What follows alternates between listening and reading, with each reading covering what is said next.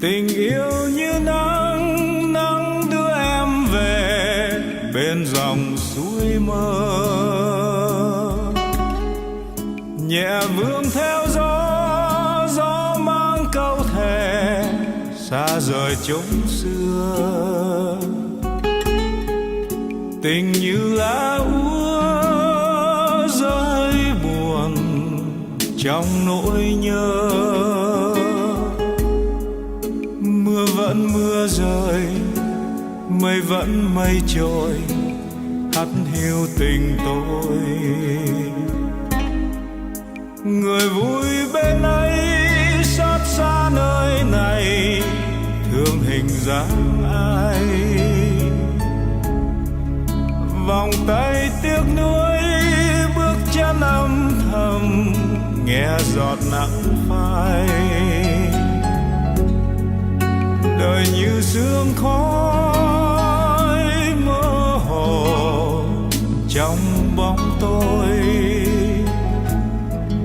Em đã xa rồi, tôi vẫn chơi vơi riêng một góc trời.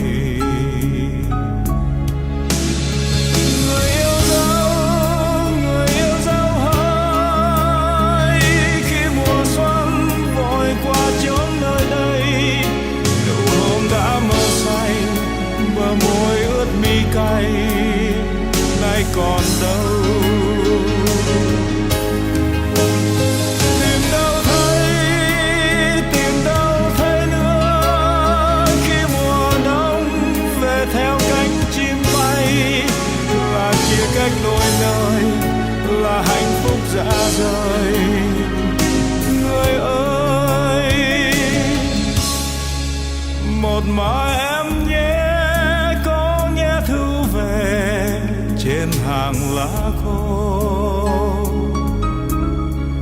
Ngàn sao lấp lánh hát câu mong chờ em về lối xưa.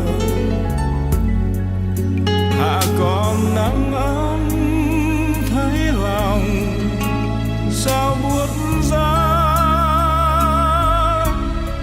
gọi tên em mãi trong cơn mê này, mình nhớ thương nhau.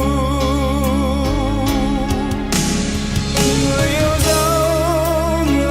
dấu hỡi, khi mùa xuân vội qua chốn nơi đây, nụ hôn đã mơ say, bờ môi ướt mi cay, nay còn đâu.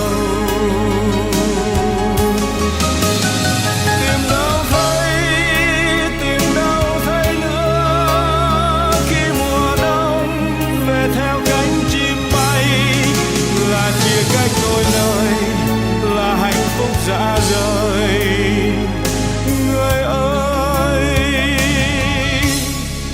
một mai em nhé, có nghe thư về trên hàng lá khô. Ngàn sao